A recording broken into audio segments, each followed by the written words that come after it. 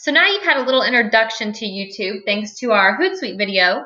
And we're now going to continue the conversation on how YouTube is used as a marketing tool and how all video sites really are used as a marketing tool.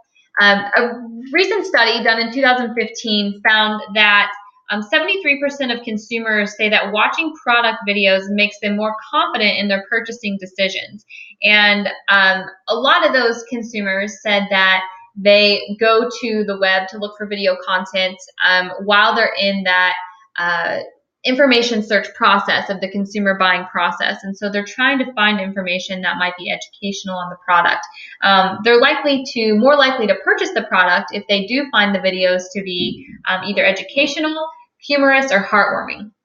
So there's a lot that brands can do to make videos and post them on these online video sites in order to drive sales. But there's a lot of other benefits to using YouTube as a marketing tool other than just driving sales. So we're going to talk a little bit about the benefits of being on video platforms.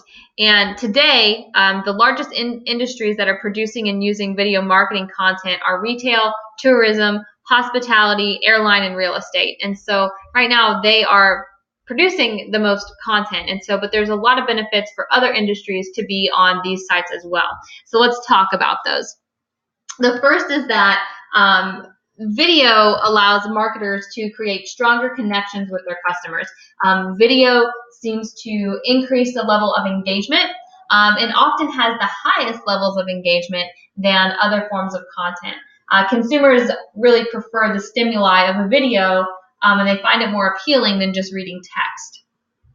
Videos also allow marketers to reach larger audiences. More people are preferring to get their information visually today than ever before, especially in the millennial demographic. People spend a lot more time watching TV and surfing the web than they do reading magazines and newspapers. And so online video, unlike traditional media, has an opportunity to go viral, which really increases the size of the audience. So we're going to take a little side step away from our benefits conversation and talk about what it means for a video to go viral and why being a viral video is certainly going to increase your audience size. So if you've ever wondered what viral officially is, I have. I turned to Wikipedia, which is also a social media platform, by the way, for the answer. And so what I found was that a video in 2016, a video is considered viral if it gets more than 5 million views in a 3 to 7 day period. And so a lot of these videos are falling into the 5 million views in 3 day periods, but it does still count if it hits that 5 million views by day 7. So when I was going down this path of researching viral videos, I found the first ever video that went viral way back in 2004. Which, if you remember, is 1 year before YouTube was actually launched. So I found the video and I posted it in Module 5 for your viewing pleasure. And way back in the day of 2004, this video received 2 million hits in 3 months. And yes, was considered viral. So if you think about today, 2016, today a video is viral if it hits 5 million views in a week. Back in 2004, a video was viral if it hit a couple million views in a couple of months. So a lot's changed in the last 10 to 12 years. Videos are moving much faster today. We're reaching larger audiences at a much faster pace. So I encourage you to take a look at that first ever viral video. Your textbook actually refers to it in chapter 8, and it kind of talks about why it was considered viral and why people just fell in love with this first ever viral video. So I encourage you to watch that and take a look at the story in your textbook. It's really fun. And just for a little bit more fun, here are a few more YouTube stats for you. Do you know what the most ever viewed video on YouTube is? This video was posted in 2012, and it has over 2.6 billion views, making it the most viewed video ever on YouTube, and it is Gangnam Style by Psy. So if you want to look that one up and rewatch it again, I did as I was prepping this lecture, and it's always good for a laugh. And the second most watched video ever has 1.8 billion views. So first ever most watched video, 2.6 billion. Second most watched video, 1.8 billion, is See You Again by Wiz Khalifa. So there's actually a list on Wikipedia that's the 40 most watched videos ever on YouTube. So if you've got some time on your hands in between doing assignments for this class and working on your internships, it's kind of fun to take a look at some of those most watched videos. But it's going to take a lot for anything to surpass Gangnam Style. So one of my all-time favorite viral videos is by WestJet, and it's called Christmas Miracle, and it's from 2013. So I also posted this one in Module 5. If you've never seen it, it's well worth the 6 minutes of your time. But back to reasons why marketers should create video content, and it's actually the last bullet point here on this slide. It's a great way to showcase your product. So customers turn to video both before and after they purchase products. And so customers with no product experience turn to video to learn about it. And so hopefully they'll find your company's video and they're impressed with your product and they'll buy your product over competitors. And consumers also turn to video after they purchase a product for instructions on how to use and maintain it. So your textbook uses Home Depot as a great example of a company who maintains an active YouTube channel and is sharing video content on YouTube and across all social networks. And it's a great YouTube channel to look at for an example of a company who's using this platform correctly, because they use it for educational videos, instructional videos. They have lots of other types of content, which we're going to talk about here in a few minutes. As good content for YouTube. But a couple other companies that I found that have great YouTube sites, GoPro has an amazing YouTube channel with over 4 million people subscribed. And Coca-Cola also has an excellent YouTube channel, both great examples of companies using YouTube correctly to connect with and engage with customers. So we're going to move into talking about what types of content makes these YouTube channels so successful for brands. And as companies begin to produce videos for social media platforms, before they can really focus on the type of content, they need to focus on the length of the content that they're going to share.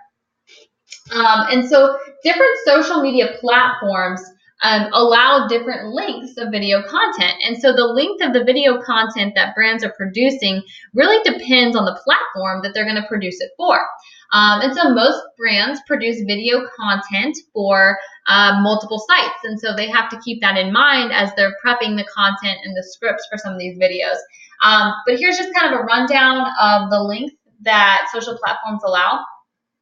Facebook actually allows the longest content, and they allow up to 45 minutes. I would bet you that no videos on Facebook are 45 minutes, but the platform does allow for that length of time. YouTube, generally they have a 15-minute limit for brands, but if you can get special permission from YouTube to have videos that are longer than 15 minutes on the site. Twitter only allows 2 minutes and 20 seconds. But compared to Instagram, Instagram only allows 1 minute. And Instagram's an interesting site. We're going to actually talk about it in Chapter 9 when we get to photo sharing. But just in April of this year, 2016, Instagram increased its video limit from 15 seconds to 1 minute. And that's because consumers love video content. And so they wanted consumers coming to their platform for video content, maybe as opposed to others.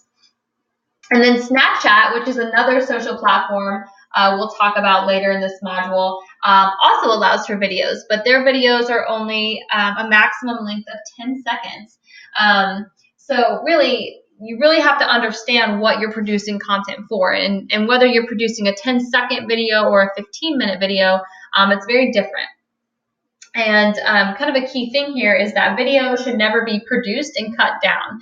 So with commercials, television commercials, a lot of times you'll see that brands produce a 10-minute commercial, and then they cut it down to 6, they cut it down to a minute, they cut it down to 30 seconds. That shouldn't be the case really with online video content. Content should be produced for the length it's going to be.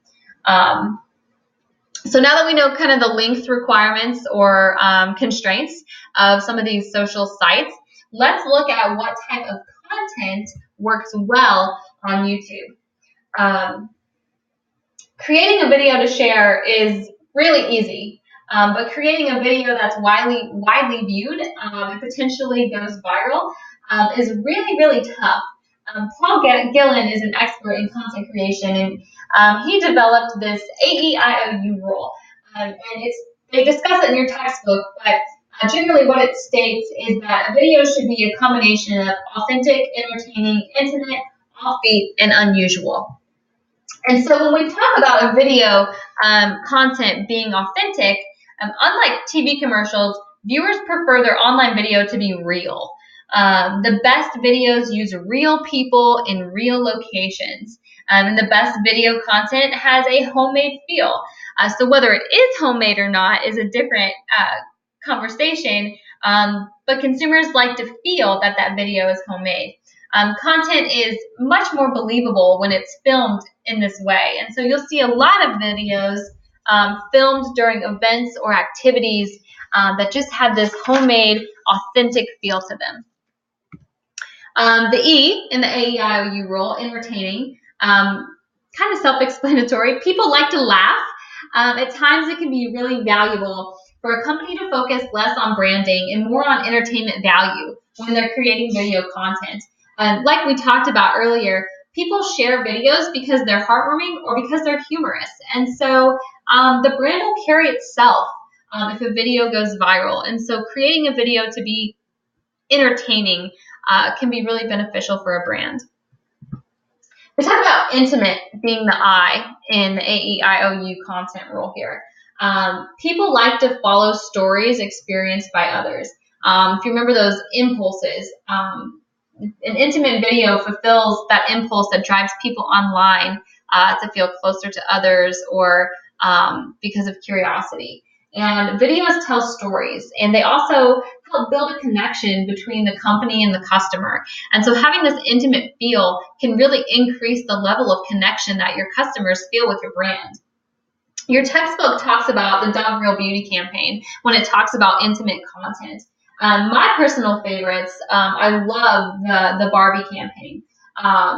The Always, which I thought I had here, the Always campaign as well. And these campaigns are both personal and compelling, and they feature the brand in a really positive light while building an intimate connection. So you've all seen authentic videos. I'm sure you've all seen entertaining videos, but I did post the Imagine the Possibilities and the Play Like a Girl videos from Barbie and Always in Module 5, so you can get a look at a couple other examples of what an intimate content video looks like. And then the last two, O and U, they kind of go together, offbeat and unusual. Remember earlier, I said over 300 minutes of video are uploaded to YouTube, 300 hours, of video are uploaded to YouTube every minute. And so there's a lot of video content online. And so brands have to really work hard to break through that clutter. And so a lot of viral videos tend to fall into this category of offbeat and unusual. Your textbook talks about the Old Spice campaign, which is a fantastic campaign and falls into this offbeat and unusual category for sure. But kind of a more recent one, which I hate that I even gave this video another view when I was putting all this content together for this slide deck. But Puppy Monkey Baby, Mountain Dew's interesting or offbeat and unusual creation for Super Bowl received nearly 7 million views in 6 days. And if I had to pick a brand video that is offbeat and unusual, this is the very first thing that comes to my mind. So this video here was actually posted on YouTube February 3rd, so 4 days before the Super Bowl. It aired on TV on February 7th. And so of those 7 million views that the video received in 6 days, only 2 million came before the Super Bowl.